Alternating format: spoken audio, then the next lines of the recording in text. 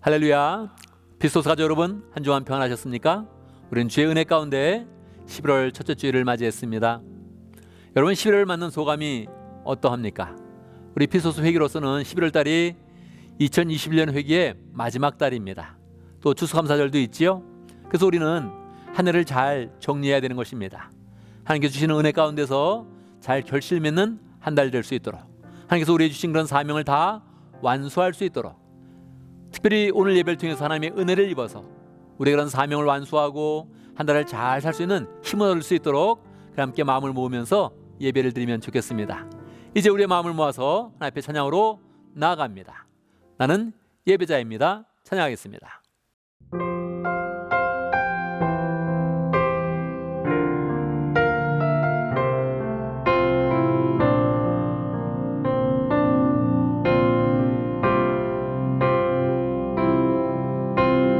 나는 하나님을 예배하는 예배자입니다. 내가 서 있는 곳 어디서나 하나님을 예배합니다. 거룩한 은혜를 향하여 내 마음 완전한 하나님 향하여 이곳에서 바로 이 시간 하나님을 예배합니다.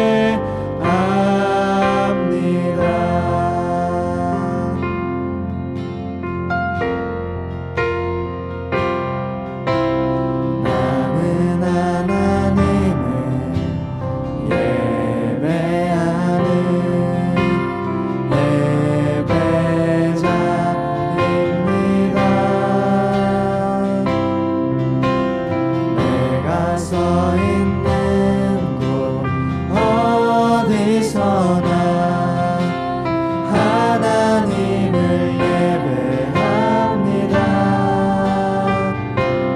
내 영혼 거룩한 은혜를 향하여 내 마음 완전한 하나님 향하여 이곳에서 바로 이 시간 하나님을 예배합니다.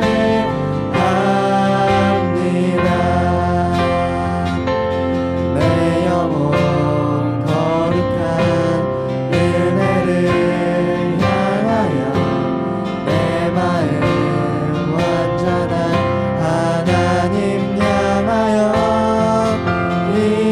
이곳에서 바로 이 시간 하나님을 예배합니다.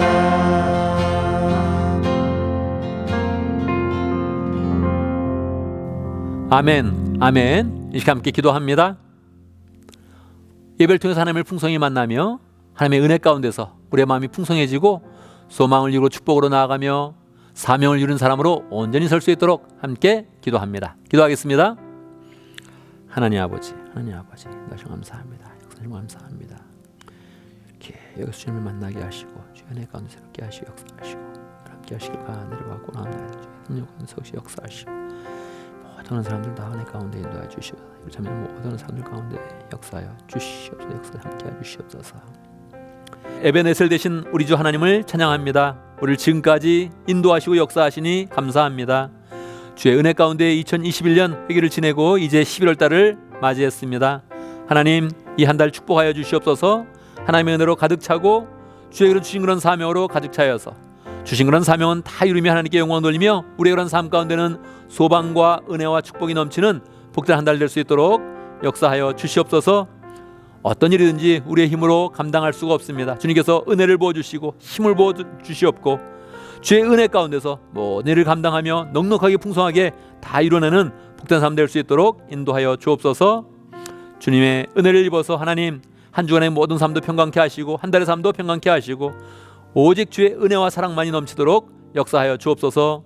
예배 참여하는 모든 사람들이 성령으로 다 연결되게 해주시고 우리의 마음은 주님께 드리고 하나님의 부으시는 은혜를 다 풍성히 체험할 수 있도록 역사하여 주옵소서. 예수님의 이름으로 기도드리옵나이다. 아멘.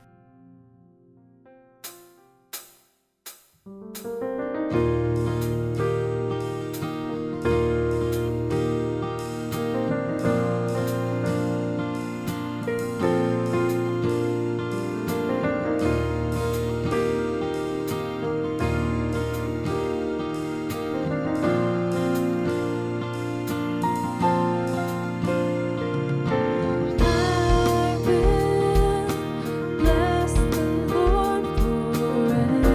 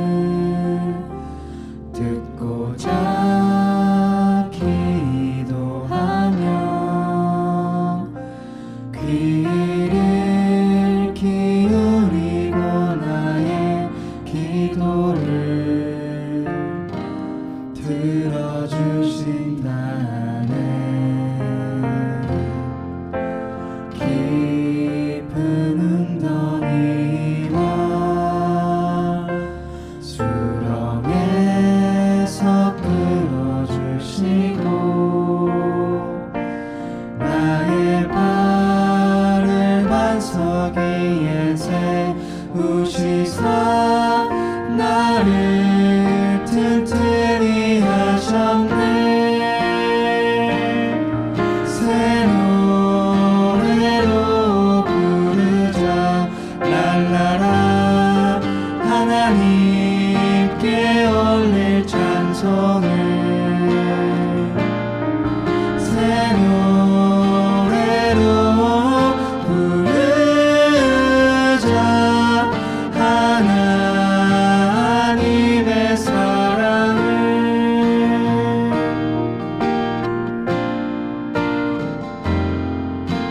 주를 의지하고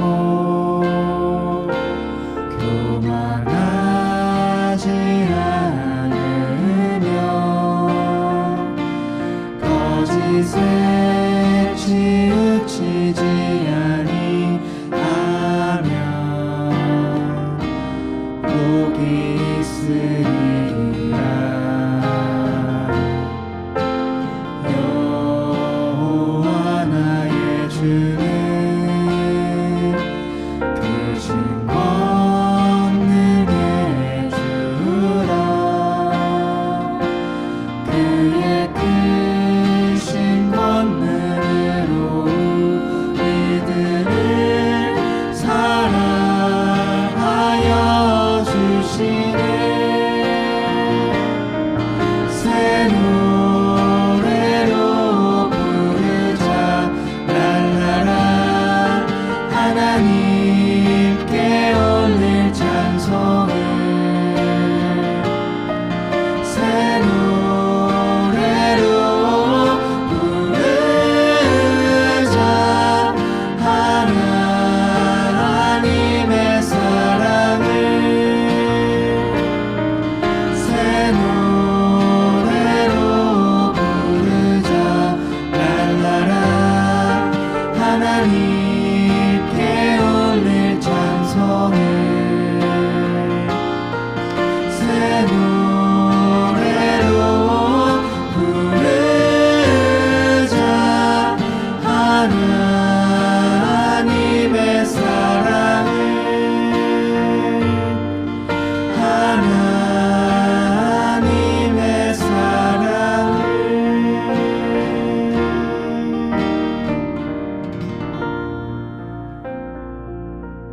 아멘, 아멘. 이 시간 함께 기도합니다. 세 가지 제목으로 기도하겠습니다. 감사와 회개와 간구의 기도를 드리겠습니다. 개인의 삶을 돌아보며 함께 기도하고 일주일의 삶을 돌아보며 감사와 회개와 간구의 기도를 드리는데, 특별히 12월달을 맞이했으니 1년을 결산하면서 우리 인생을 돌아보면서 한 해를 정리하고 하나님 앞에서 정말로 감사하며 회개하며 다시 하나님의 은혜를 풍성히 받는 복된 인생 될 수 있도록 함께 기도합니다. 기도하겠습니다. 하나님 아버지, 하나님 아버지 감사합니다. 역사하시 감사합니다. 주여 인도하시고 감사합니다. 지켜주셨습니다. 하나님 어려운 가운데 지켜주시고 역사하시고 생명 가운데 지켜주시고 역사하시고 오늘 인도하셨습니다. 감사합니다. 주의 은혜입니다. 하나님 부족한 것, 죄악된 것 뭐든 있어주시고 역사하시고 함께하시고 사명을 서게 하시옵소서. 교회를 세울 수 도와주시옵소서. 능력으로 세울 수 도와주시고 역사하시고 함께하여 주시옵소서. 주여 능력하게 역사하시고 함께하시고 내 가운데 세워주시옵소서. 모든 믿음의 삶을 세우시고 역사하시고 하늘을 지켜주시며 함께 아버지 하나님을 소망할 수 있도록 역사해 주시기를 내려하고 원합니다. 인도하여 주시옵소서. 함께해 주시옵소서. 아멘, 아멘. 하나님은 영이시니 예배하는 자가 신령과 진정으로 예배할지니라. 아멘, 아멘. 이 시간 우리의 신앙을 함께 고백합니다. 사도신경으로 우리의 신앙을 고백하겠습니다. 천천히 한 목소리로 고백합니다. 함께합니다. 나는 전능하신 아버지 하나님 천지의 창조주를 믿습니다. 나는 그의 유일하신 아들 우리 주 예수 그리스도를 믿습니다. 그는 성령으로 잉태되어 동정녀 마리아에게서 나시고 본디오 빌라도에게 고난을 받아 십자가에 못 박혀 죽으시고 장사된 지 사흘 만에 죽은 자 가운데서 다시 살아나셨으며 하늘에 오르시어 전능하신 아버지 하나님 우편에 앉아 계시다가 거기로부터 살아있는 자와 죽은 자를 심판하러 오십니다. 나는 성령을 믿으며 거룩한 공교회와 성도의 교제와 죄를 용서받는 것과 몸의 부활과 영생을 믿습니다. 아멘, 아멘. 이 시간은 광고 시간입니다. 두 가지 광고를 하겠습니다. 첫 번째는 우리 11월 달에 사역박람회가 있습니다. 이제 사역박람회는 내년에 그런 사역을 결정하는 그런 시간입니다. 각 팀과 사역원을 잘 정해서 내가 1년 동안 어떻게 하나님 앞에서 교회를 세워갈지를 정하는 그런 날입니다. 마음에 미리 정리하셔서 내가 어떤 일을 해야 될지 여러 팀들을 살펴보면서 꼭 팀에 사인업을 하길 바랍니다. 하나 이상 하면 다 좋겠습니다. 그래서 이 교회를 세워갈 때 우리가 함께 세워간다 이 마음으로 교회를 세워가면 좋겠습니다. 두 번째 광고는요. 12월 달에 추수감사절이 있습니다. 우리가 보통 추수감사절 때 함께 기도원을 가기도 하고 함께 교회 모여서 만찬을 하기도 하고 여러 가지 행사를 가졌는데 올해는 코로나 관계로 또 함께 모이지 못합니다. 그래서 교회에서는 음식을 풍성히 준비해서 나눠주려고 합니다. 우리 교인뿐만 아니라 VIP까지 포함해서 나눠주려고 생각하고 있습니다. 그러니까 마음 가운데 VIP를 잘 품고 추수감사절을 맞이해서 음식을 잘 주겠다 마음 먹으면서 신청을 해주면 교회에서는 음식을 잘 준비해서 우리 함께 모이지는 못하지만 풍성하게 음식으로 나누는 그런 시간을 갖도록 하겠습니다. 할렐루야. 오늘 교회 세 번째 기둥에 대해서 한마디 하겠습니다. 가정교회는 가정교회의 그런 정신을 네 가지 기둥으로 표현하고 있습니다. 그중에 세 번째 기둥 무엇일까요? 사역의 분단입니다. 목회자는 말씀과 기도에 전념하고 교인들을 잘 세워서 교인들이 봉사할 수 있도록 인도하는 것입니다. 교인들은 교회를 세우는 주체가 되어서 항상 봉사의 자리에 서 있는 것입니다. 그래서 여러분 꼭 점검하시기 바랍니다. 내가 어떤 사역을 갖고 있는가? 내가 어떤 교회를 세우고 있는가? 늘 사역의 주체가 되어서 봉사하면서 섬기면서 교회를 세워가는 그런 주체가 되어지고 가정교회 정신에도 잘 맞게 우리가 함께 교회를 세워가는 귀한 성도가 되기를 간절히 바랍니다. 저는 어렸을 때부터 교회를 꾸준히 다녔고 구원과 침례도 받았습니다. 하지만 대학교 1학년 때 미국으로 유학을 오면서 공부가 어렵다는 핑계, 주변에 마땅찮은 교회가 없다는 핑계로 신앙생활이 굳건하지 못했어요.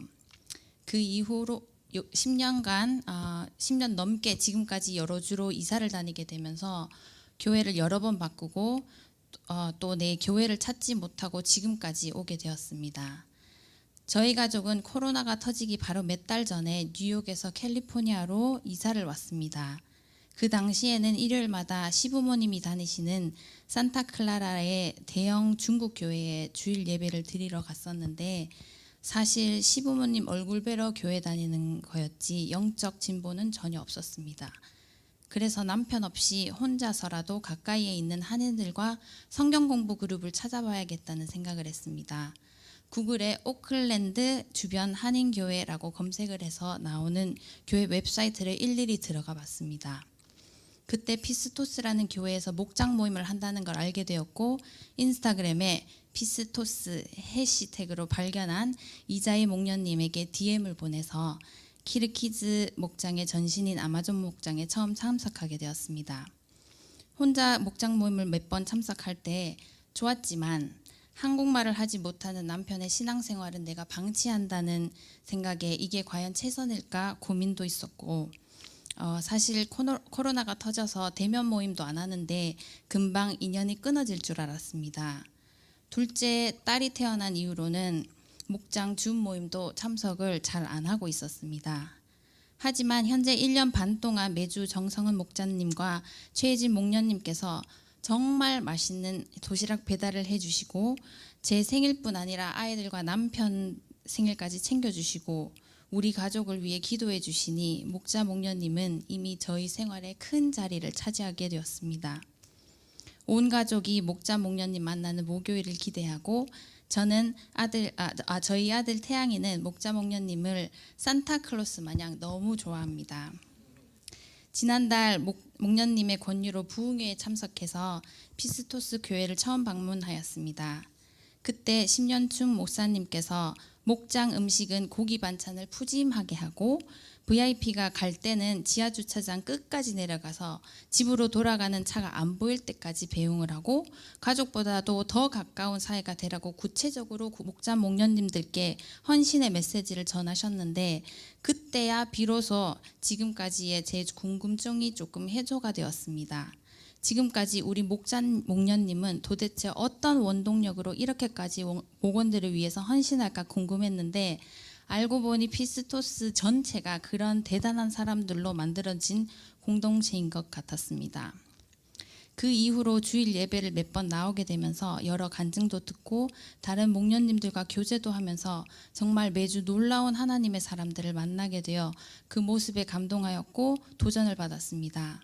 4주간 목사님, 사모님과 줌으로 새가족 모임을 했는데 솔직하고 재미있는 피스토스 교회의 개척 이야기와 목사님, 사모님의 역동적인 이민과 신앙생활이 이야기가 너무나 흥미진진했고 피스토스가 더 좋아졌습니다. 목사님은 심장 수술로 죽다가 살아나셨는데도 사모님이 새가족 모임을 이어나가셨고 정말 보통 사람이 아닌 분들과 지혜를 얻고 함께 교제를 하게 되어 감사할 따름입니다. 부흥회에서 신 목사님이 피스토스 교회는 잘 되게 되어 있다라고 하셨는데 정말 그럴 것으로 믿습니다. 나를 사랑하는 자들이 나의 사랑을 입으며 나를 간절히 찾는 자가 나를 만날 것이니라. 잠언 8장 32절 말씀에 힘을 얻습니다. 사실 지금도 피스토스가 정말 내 교회가 될 것인가 확신이 잘 서지 않습니다. 한국말을 하지 못하는 남편과 함께 예배드리고 함께 동력해서 교회 안에서 봉사하고 싶은 소망이 있는데 저의 생각으로는 어려울 것 같아 보이지만 하나님께서 제가 생각하지 못하는 기적의 방법으로 우리를 사용하실 것을 믿습니다. 현재의 제 믿음이 굳건하도록 생명의 삶도 다음 13주간 목사님과 제 친구 찬미와 함께 하기로 했습니다. 정말 기대가 됩니다. 하나님의 향기로 저에게 많은 도전을 준 여러 피스토스 성도님들께 감사드리고 제 의도와는 다르게 신기한 방법으로 지금까지 저를 여기까지 인도하신 하나님께 모든 영광 올려드리며 간증을 마치겠습니다. 하늘 복 많이 받으세요. 이 시간은 봉헌의 시간입니다. 봉헌의 시간은 하나님께서 우리에게 주신 그런 축복을 생각하면서 물질을 하나님께 드리고 또 우레란 그 마음을 헌신의 마음으로 결단하는 시간입니다. 이 시간대마다 항상 하나님께 나를 많이 축복하셨다 감사하면서 하나님의 것을 마땅히 하나님께 드립니다. 이 마음을 가지고 물질뿐만 아니라 시간과 인생과 우리의 마음을 하나님께 드리면서 하나님의 더 큰 그런 축복을 소망하는 그런 시간이 되면 좋겠습니다. 이 시간 내게 있는 모든 것을 아낌없이 드리네. 함께 찬양하겠습니다.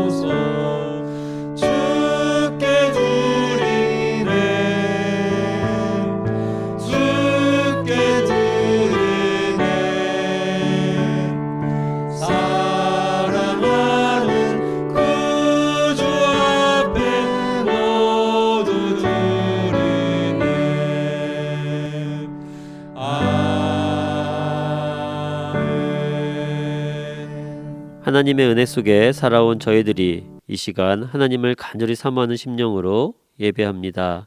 찬양과 영광을 받아주시옵소서.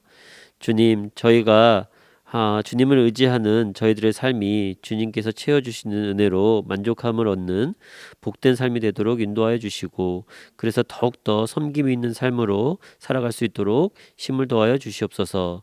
특별히 오늘 예비하신 주님의 복된 말씀을 들고 단위에 서시는 정성원 장로님 기억하여 주시고, 선포하시는 말씀을 권세 있게 하셔서 저희 모두에게 은혜가 넘치게 하옵시고, 주님께 받는 말씀을 결단하며 실천해 갈 수 있도록 힘을 주시옵소서. 오늘도 저희가 드리는 이 예배가 온 마음과 뜻과 힘을 다하여 드리는 예배가 되게 하여 주시옵고, 우리 모두에게 성령으로 기름 부어 주셔서 참된 예배자로 하나님 앞에 서게 하여 주시옵소서. 거룩하신 예수 그리스도의 이름으로 기도합니다. 아멘.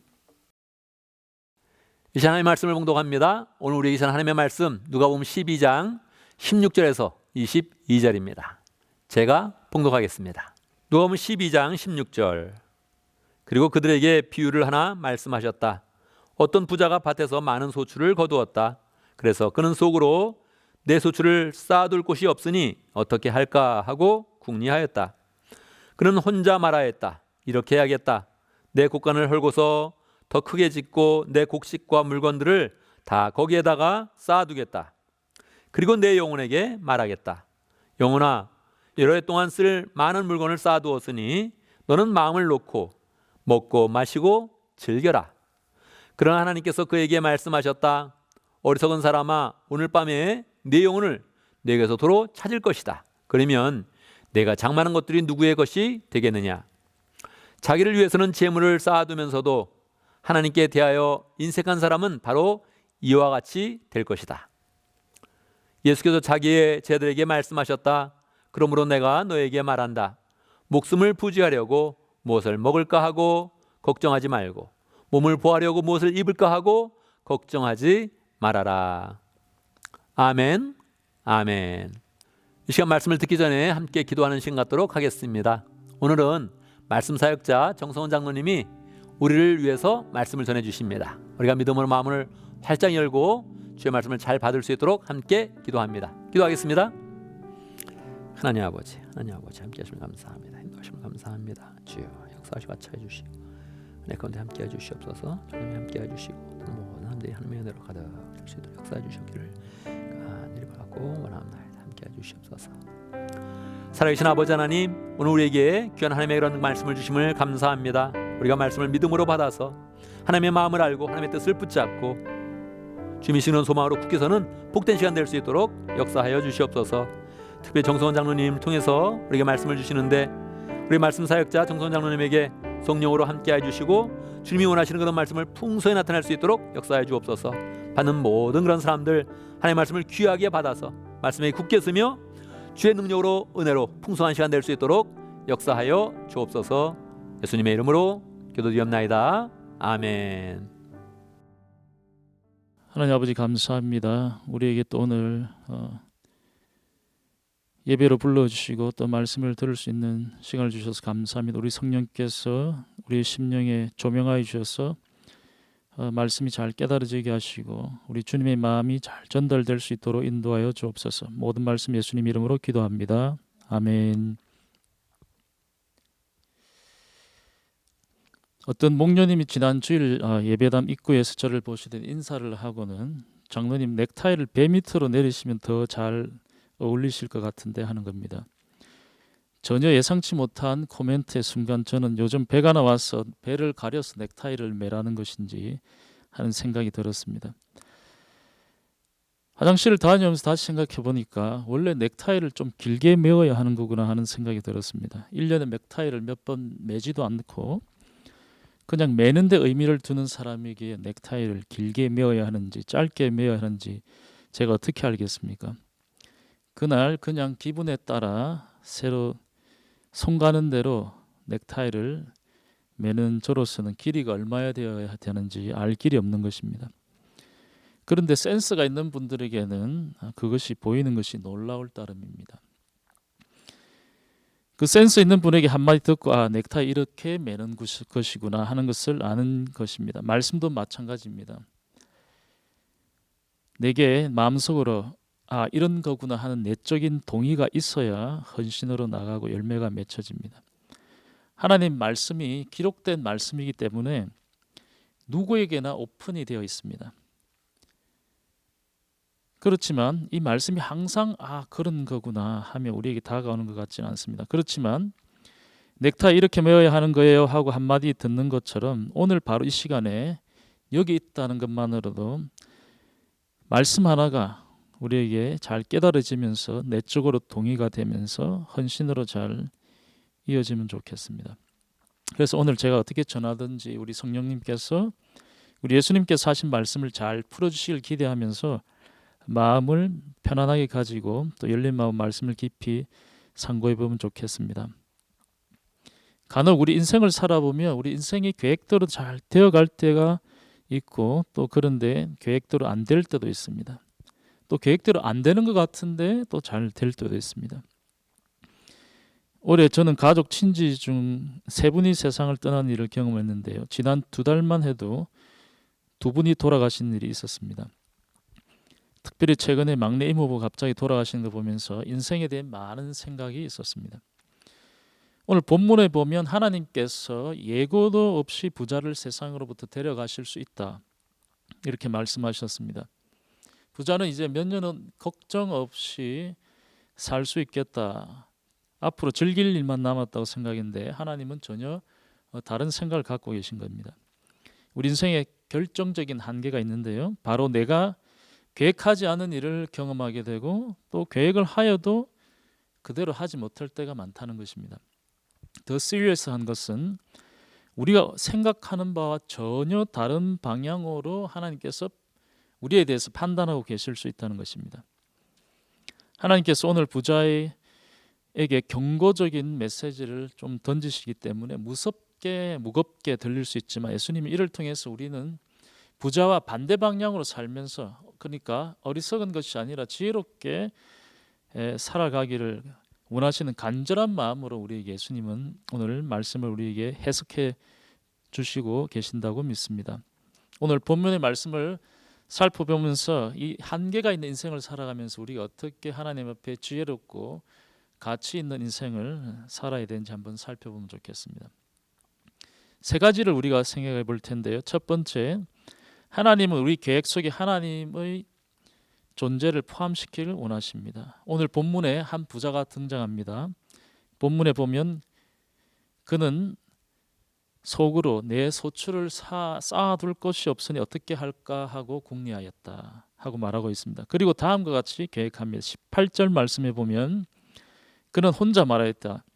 이렇게 해야겠다. 내 곳간을 헐고서 더 크게 짓고 또 내 곡식과 물건을 다 거기에다가 쌓아두겠다. 상식적으로 소출이 많아서 창고의 크기를 크게 한다는데 너무나 합리적으로 보입니다. 그런데 문제는 어디에 있을까요? 19절에 보면 그리고 내 영혼에게 말하겠다. 영혼아 여러 해 쓸 많은 물건을 쌓아두었으니 너는 마음 놓고 먹고 마시고 즐겨라 이렇게 이야기를 하고 있습니다. 여기에 결정적인 문제가 있습니다. 예수님이 풀어주셨는데요.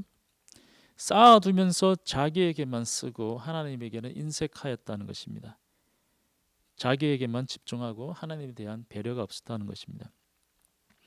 오늘 본문은 눈에 보이는 곡식의 문제가 아니라 하나님을 향한 인생의 태도에 관한 것임을 어렵지 않게 우리 생각해 볼 수 있습니다. 오늘날 살아가는 우리가 재물뿐만 아니라 시간도 마음도 자기만을 위해 쓰게 된다면 예수님께서는 우리를 어리석은 사람이다 하고 말씀하실 것입니다. 어리석은 사람에게는 미래의 계획을 세울 때 하나님을 위한 자리가 없습니다. 하나님을 위한 룸이 없는 것입니다. 예수님께서 오늘 우리를 대면으로 만나서 전하신다면 어떤 방식으로 전하실까요? 겉으로 경고하시는 듯이 들릴 수 있습니다. 20절 말씀을 다시 볼까요? 그러나 하나님께서 말씀하셨다. 어리석은 사람아 오늘 밤에 내 영혼을 내게서 도로 찾을 것이다. 그러면 내가 장만한 것들이 누구의 것이 되겠느냐? 그렇지만 저는 예수님이 이 말씀을 하실 때 정말 우리 삶의 태도를 고쳐주시는 마음으로 가득 차서 이 말씀을 하신다고 믿습니다. 저는 아이들에게 소리를 많이 치는 편입니다. 잔소리를 많이 하는 편입니다. 학교 갔다 오면 손 씻어라, 옷부터 갈아입어라, 게임 그만하고 바이올린 연습해야지, 저녁에 자기 전에 이빨을 닦았니 등등 저 스스로 생각해보니 잔소리가 끊이지 않습니다. 저의 잔소리는 좀 심할 수도 있고 불완전한 면이 있습니다. 그러나 제 본심은 아이들의 건강과 안전을 지키고 게임에 너무 심취하지 않게 하려는 마음이 정말 큽니다. 온전하신 예수님께서 젠틀하고 꾸준히 그리고 진심을 담아서 우리에게 말씀해주고 싶으신 것은 우리 인생 계획에 하나님을 염두에 두고 하나님께 넉넉한 마음으로 하나님을 배려하려는 것입니다. 예수님은 요한복음 14장 15절에 다음과 같이 말씀하십니다. 너희가 나를 사랑하면 내 계명을 지킬 것이다. 예수님은 우리를 대하실 때 힘으로 강제하시는 것이 아니라 너가 나를 사랑한다면 자연스럽게 내 계명을 지키게 될 것이다, 이렇게 말씀하십니다. 너가 나를 사랑하는 것이 모티베이션이 되어서 자연스럽게 너의 인생 가운데 하나님을 포함시키며 하나님을 배려하며 하나님께 넉넉한 삶을 살아보아라고 이렇게 말씀하시는 것입니다. 하나님께 인색하지 않기 위해서는 나의 인생에 하나님이 존재하고 있어야 합니다. 어리석은 부자는 앞으로 몇 년 자기 자신만을 즐겁게 할 줄 알았지 부자의 인생 계획에는 하나님이 존재하지 않았습니다. 여기 주일에 예배 와서 하나님을 경배하는 분들은 이미 이 자체가 여러분의 인생 계획에 하나님이 존재하고 계시다는 증거입니다.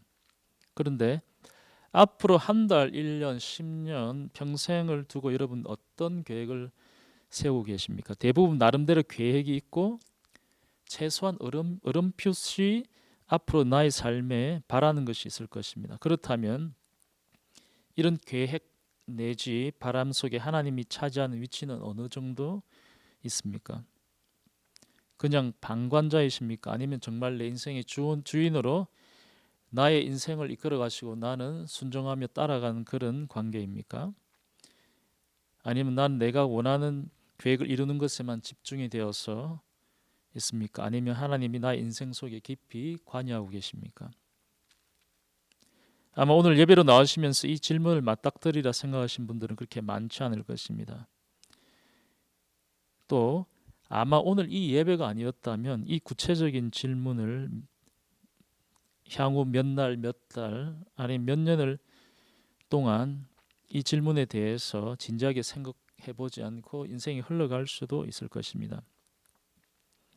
다음 주에는 하나님께서 또 다른 말씀을 통해서 우리의 삶을 새롭게 할 기회를 주실 것입니다. 예배에 오지 않고 산으로 들로 놀러가는 인생이 이런 기회가 없는 것이죠. 그래서 예배가 정말 귀한 것입니다. 오늘 이 시간에 예수님 이 한 가지 질문에 대해 깊이 생각해 보기를 초청하고 계십니다. 우리 인생 계획에서 하나님 어떻게 대접해 드릴 것인지를 생각하면서 한 주 복되게 살아가신 여러분들 되시기를 원합니다. 두 번째는 우리가 생각해 볼 것이 하나님의 를 우리 인생 계획에 포함시키면 우리 인생은 지혜로운 인생, 가치 있는 인생이 된다는 것입니다. 완전하시고 젠틀하신 예수님께서 어리석은 부자의 모습을 통해 반대로 지혜로운 삶에 대한 소망을 우리에게 주기를 간절히 원하고 계십니다. 가끔 인생에 대해 생각할 때마다 제게 생각나는 일이 있는데요.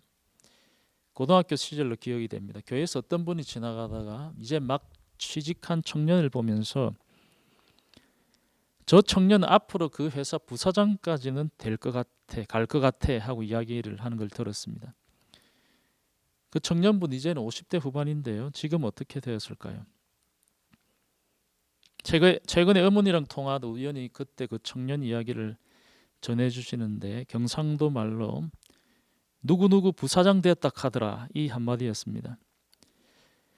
30년 전 예상대로 부사장이 된 것이 놀랍지만 저는 더 놀란 것이 우리 인생이 이렇게 한마디로 요약된다는 사실입니다. 곰곰이 생각해 보니까 제가 지금까지 많은 사람들을 만나 상대해 보았는데 그 만남들을 이렇게 해고해 보니까 많이 다르지 않았습니까? 그러니까 우리가 평생 목표로 하며 열심히 살면서 닦아온 것들이 많은 사람들에게 전달될 때는 한마디로 요약되어서 전달될 때가 많다는 것입니다. 우리가 오늘 말씀을 통해 깨달을 할 중요한 것은 누가 누굴 어떻게 보든지 하나님께서 우리 인생에 어떤 가치를 부여하시냐 하는 이것이 중요한 것입니다. 사람들이 우리의 인생을 한마디로 요약하든지 열마디로 요약하든지 우리의 인생에 관심이 있든지 없든지 그것이 중요한 것이 아니라 우리 인생이 집중할 것은 하나님께서 우리의 인생을 가치 있게 여기시고 계시냐 아니냐 하는 바로 이것입니다. 오늘 부자는 열심히 일해서 소출을 내어서 주변 사람의 부러움을 사며 자신도 만족하였습니다. 아마 지나가는 사람이 저 사람 지금 창고가 여러 개 있는데 다 부수고 농사가 잘 되어서 창고를 새로 짓는데 하고 이야기를 하기도 하였을 것입니다. 이를 어깨 너머로 들은 부자는 역시 그렇지 사람들이 나를 인정하는구나 하고 심히 만족해 하였을 것입니다. 거기다가 몇 년의 미래도 보장된다는 생각에 너무 만족하고 기분이 좋아서 자신의 영혼에게 이렇게까지 말했습니다. 19절에 보니까 그리고 내 영혼에게 말하겠다. 영혼아, 열에 쓸 많은 물건을 쌓아두었으니 너는 마음 놓고 먹고 마시고 즐겨라. 그런데 안타깝게도 하나님 이 사람을 어리석다고 하시며 이 부자의 삶에 가치를 부여하지 않으셨습니다. 그날 밤을 넘기지 못할 만큼 하나님에게는 이 부자의 인생이 가치가 없던 인생이었던 것입니다. 그리고 그가 창고가 몇 개 있었는지 얼마나 큰지 또 얼마나 부자였는지보다 오늘 우리가 성경을 읽을 때 우리는 이 인생을 어리석은 인생 이 한마디로 이해할 뿐입니다. 20절을 보겠습니다. 그런 하나님께서 말씀하셨다. 어리석은 사람아, 오늘 밤에 내 영혼을 내게서 도로 찾을 것이다. 그러면 내가 장만한 것들이 누구의 것이 되겠느냐? 예수님은 하나님에 대해 부유하게 살면 가치 있는 인생이 된다고 하십니다. 하나님께 가치가 없었던 이 어리석은 부자는 그날 밤을 넘기지 못할 그런 운명이었습니다. 하나님께 부유한 사람, 하나님께 인색하지 않은 사람 인생을 그림으로 표현할 때 그 인생의 그림 속에는 하나님과 하나님이 관심 있어 하시는 우리의 이웃도 많이 포함이 되어 있습니다. 여러분의 식탁을 한 폭의 그림으로 그리는데 그 식탁에 여러분의 가족뿐만 아니라 하나님이 아끼신 영혼들이 포함되어 있으면 그 인생은 하나님께 부유한 인생입니다. 여러분이 아끼는 소중한 여가 시간을 보내는 모습을 한 폭의 그림에 담는데 하나님이 아끼신 영혼들이 포함되어 있으면 그 인생은 하나님께 부유한 인생입니다.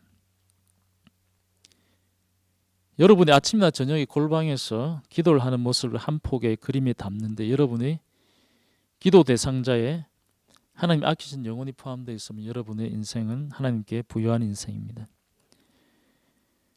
여러분 땀 흘려 때로는 스트레스 받으며 수고하여 받은 급여로 한 달 한 해의 생계를 꾸려나갑니다. 월말이나 연말에 정산을 해보는데 그 월말 연말 정산표에 하나님이 아끼신 영혼들을 위해 물질을 사용한 흔적이 있으면 그 인생은 부유한 인생입니다. 벌써 눈치가 빠른 분들은 뭔가 하나 공통 분모를 발견했을 것이다. 목자의 삶을 살면 위에서 제가 열거한 몇 가지 하나님께 부유한 일들을 자연스럽게 하실 수 있습니다. 이 일들을 자연스럽게 할 수 있는 도움을 받게 됩니다. 하나님 누구든지 목자로 부르십니다. 요한복음 21장 10절에 이렇게 말씀하십니다. 예수께서 세 번째로 물으셨다. 요한의 아들 시몬아, 내가 나를 사랑하냐? 그때 베드로는 예수께서 내가 나를 사랑하느냐 하고 세 번이나 물으심으로 불안해서 주님께서 모든 것을 아십니다. 그러므로 내가 주님을 사랑하는 줄을 주님께서 아십니다 하고 대답하였다. 예수께서 그에게 말씀하셨다. 내 양떼를 먹여라. 우리 주님은 우리로 하여금 하나님께 넉넉한 삶을 살도록 강제로 force하지 않습니다. 나를 사랑하면 양을 먹이러 가십니다. 우리 주님 이렇게 젠틀하게 초청하여 주십니다.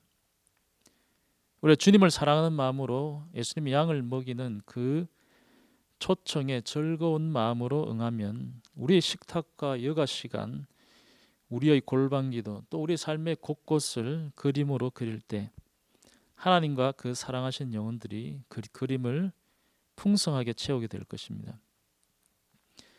오늘 이 시간 우리 성령께서 마음을 만져주실 때에 하나님과 그 사랑하신 영혼들이 풍성하게 등장하는 그런 인생의 그림을 그리겠다고 헌신하신 여러분들 되시기를 바랍니다. 마지막으로 생각해 볼 것은 하나님께 넉넉하게 마음을 쓰는 사람들이 인생을 하나님께 책임져 주신다는 것입니다. 오늘 말씀을 듣고 하나님께 넉넉한 삶을 살아야지 하고 소망을 품고 교회 문을 나서 내려가며 오늘 저녁 여러분을 기다리고 있는 것은 다소 따분한 그런 현실입니다. 좋은 소망을 품고 잘 해봐야지 하는데 지금 당장은 월요일이 시작되기 전에 집안일도 해야 되고 자고 일어나면 새벽 큐티도 해야 되고 아침부터 직장일 가사 또 학생이라면 공부를 해야 됩니다. 미팅 중에 슈퍼바이저에게 싫은 소리를 듣는 날도 있을 것이고 반복되는 가사일에 피로감도 느낄 수 있을 것입니다. 학생은 과제를 해야 되는 잘 안 되어서 스트레스 받는 날도 있을 것입니다. 물론 여유롭게 커피 마시며 책이나 영화를 보는 시간, 산책하며 즐거운 저녁 시간을 보낼 때도 있겠지요. 그리고 목자님들 목원을 한 번씩 챙겨야 하고 수요일이면 목회일기를 써야 되고 목원들 중에 힘든 일이 있으면 한번 찾아보기도 해야 됩니다.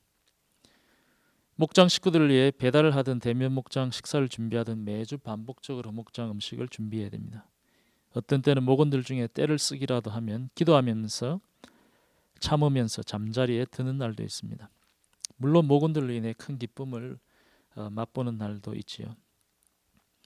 우리 목원분들도 교회나 목장에서 맡은 일을 주중이나 주일에 누가 알아주든 알아주지 않든 묵묵히 감당해야 됩니다. 또 목장에 데려오고 싶은 VIP들도 또 가끔 만나줘야 합니다. 그렇습니다. 이 모든 일들의 대부분은 뭔가 한 번에 대박을 터뜨리는 일이 아닙니다. 좋은 일이든 힘든 일이든 매일매일 우리가 감당해야 하는 일입니다. 이렇게 일상의 일을 묵묵히 하는 가운데 삶의 열매, 영적 열매들이 보이지 않게 자라는 것입니다. 묵묵히 하루하루 삶을 감당하는 것 우리 주님이 다 아시고 귀하게 여기시는 일입니다. 그런데 마음 한편에 나는 이런 생각을 가지게 됩니다. 그러면 나와 내 가족의 미래는 어떻게 되지 하는 생각이 듭니다. 내가 이렇게 일상에 주어진 일을 감당하기 위해 애쓰고 있는데 여러 가지 생각이 들 것입니다. 학생이라면 직장은 잘 잡을 수 있을지, 직장인이라면 이 직장에 잘 버틸 수 있을지, 구직을 하는 분이라면 언제 이 긴 터널을 벗어날 수 있을지, 주부라면 남편이 안정적으로 직장생활을 할 수 있을지 걱정이 들 것입니다. 이런 미래에 대한 불확실함은 믿음과 신앙을 떠나서 우리에게 늘 다가오는 것입니다. 여기 예상치 못한 건강 문제나 가족, 자녀의 문제는 아직도 고려하지도 않은 새로운 차원의 문제입니다. 오늘 본문의 부자도 인생에 이런 고충이 있다는 것을 알기 때문에 미래를 확실하게 준비하기로 했습니다. 그래서 열심히 일하여서 많은 재산을 불렸는데 오직 자신에게 100% 집중하며 최대한 미래를 보장받으려고 애를 쓴 것입니다. 세상적으로 보면 정말 지혜로운 사람입니다. 몇 년 전 휴스턴 목자 컨퍼런스에서 한 목녀님이 간증한 것을 들었습니다. 간증 중에 목장하느라 월급 다 쏟아붓고 이런 표현을 하였습니다. 사실은 이보다 좀 더 원색적인 표현을 써서 제법 놀랐던 기억이 있습니다. 제가 이야기에는 빠듯하게 살아가는데 목장을 하다 보니 재정적으로 헌신해야 하는 부분이 많더라는 것을 이해가 되었습니다. 자기 인생 계획 속에 하나님을 향한 목녀의 삶이 없다면 굳이 빠듯하게 가게를 꾸려나가면서 목장과 또 목장 식구들에게 마음과 물질을 쓸 이유가 없는 것입니다. 그런데 이 목녀님은 자신에게만 부여하지 않고 하나님을 향하여 부여한 모습을 보여드리기 위해서 애를 쓴 것입니다. 하나님께 인색하지 않기 위해서 하나님께 뭔가 내어드린 삶을 산 것입니다. 목장을 하면 경제적인 것도 그렇지만 시간의 헌신을 많이 해야 합니다. 시간보다 더 힘든 것이 정신적인 부담, 또 거룩한 영적인 소모가 있습니다. 영적인 소진이 있지만 그 자체가 하나님 기뻐하시는 것이기 때문에 거룩한 영적인 소모라고 하는 것입니다. 우리가 최근에 배운 행복이란 찬양의 가사에도 억울한 일 많으나 주를 위해 참는 것이 행복이라고 합니다. 목장을 하면서 억울한 일을 우리 주님을 위해 참으면 그것이 거룩한 행복이 되는 것입니다.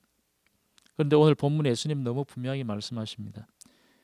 무슨 말씀을 하시냐 하면 우리의 계획, 그러니까 우리 인생의 즐거움만 추구하지 않고 하나님을 우리 인생 계획 가운데 포함시키면 하나님이 우리 인생을 책임져 주신다는 것입니다. 22절의 말씀을 다시 한번 보겠습니다. 예수께서 제자들에게 말씀하셨다. 그러므로 내가 너희에게 말한다. 목숨을 부지하려고 무엇을 먹을까 하지 말고 걱정하지 말고 몸을 보호하려고 무엇을 입을까 하고 걱정하지 말아라.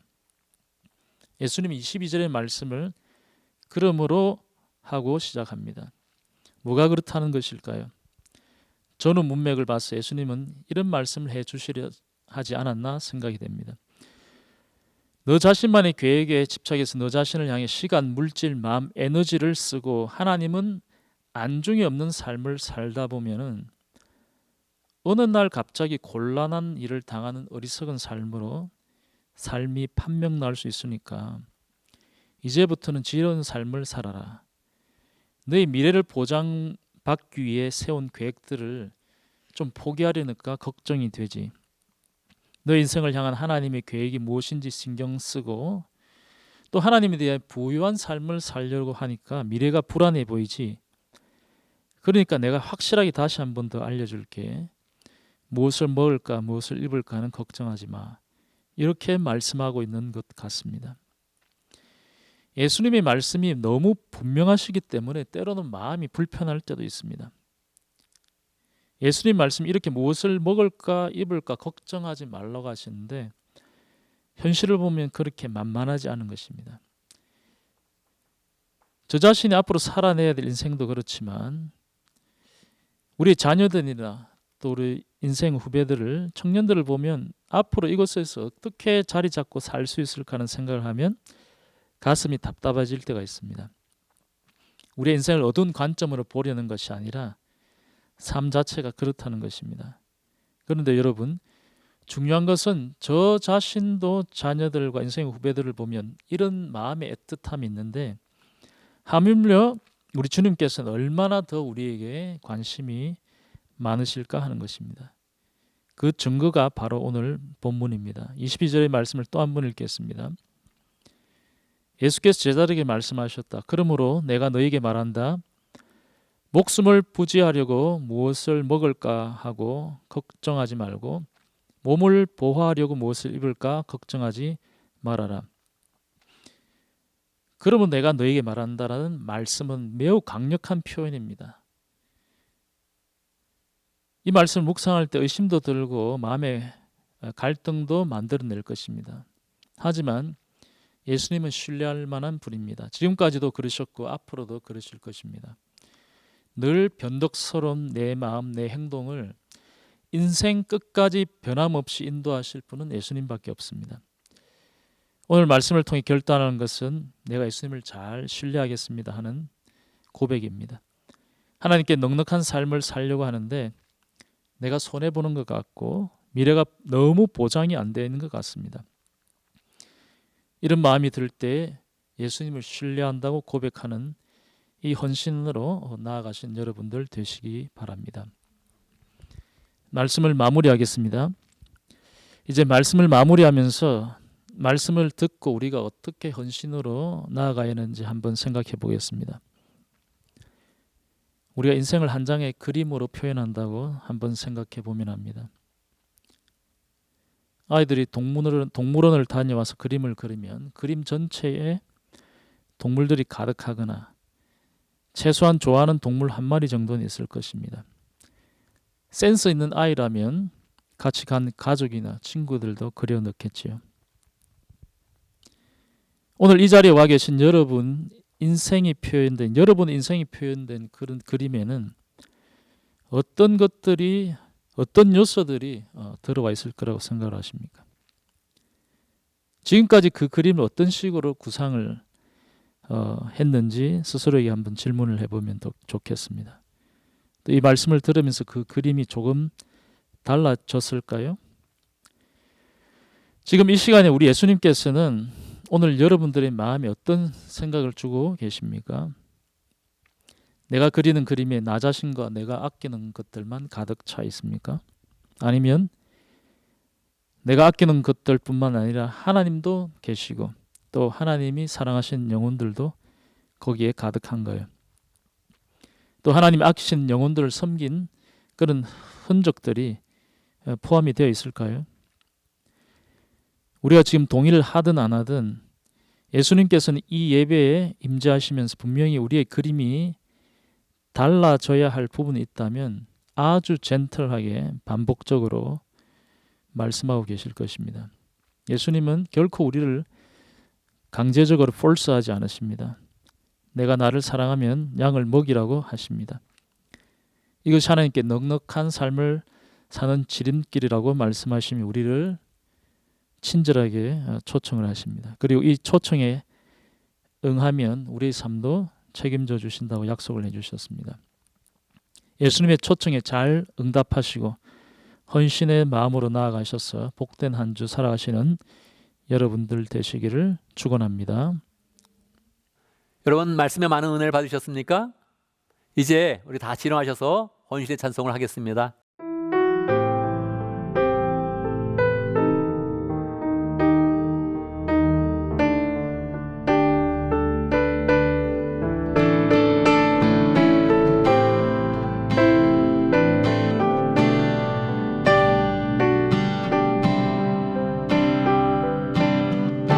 내 앞에 주어진 매일의 삶을 살다가 보면 그곳에 날 향한 계획 섭리가 있다네. 매 순간 나에게 요구하시는 작은 믿음들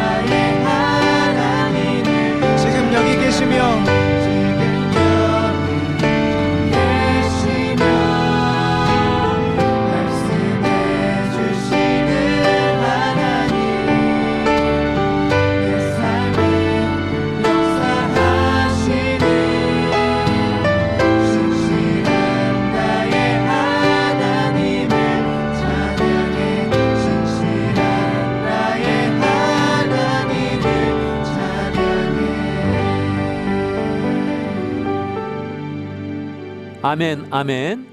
이제 우리는 예배를 마치고 세상으로 나아갑니다. 우리가 세상에 있을 때 하나님께서 우리를 불러주셔서 은혜를 주시고 다시 세상으로 파송하여 주십니다. 세상으로 나가는 우리를 향해서 하나님이 어떤 기대를 하시겠습니까? 우리가 하나님의 은혜를 풍성하게 받고 하나님 앞에 늘 넉넉한 마음을 갖고 부유한 마음을 갖고 하나님께 온전히 헌신하면서 하나님의 축복을 더 풍성히 누리는 사람이 되기를 기대하실 것입니다. 우리의 마음이 늘 하나님의 은혜 속에서 풍성하고 하나님의 대하여서 부유하고 늘 하나님의 축복에 대해서 풍성히 펼치는 그런 가운데 그래서 삶 가운데 은혜와 축복이 넘치기를 간절히 바랍니다. 이 시간 함께 기도하겠습니다. 지금을 우리 주 예수 그리스도의 무하신 은혜와 하나님 아버지 크신 사랑과 성령의 교통하심과 역사하심이 하나님의 은혜를 풍성히 받고 하나님께 늘 감사하며 하나님에 대하여 부유한 마음 넉넉한 마음을 가져서 우리의 그런 삶이 늘 넉넉하고 풍성해지기를 원하는 하나님의 백성들 머리 위에 우리 온 믿음의 식구들 위해 지금부터 영원토록 함께 있을지어다. 아멘, 아멘. 여러분 한 주간 또 믿음 가운데 승리하는 복된 삶을 살기를 간절히 바랍니다.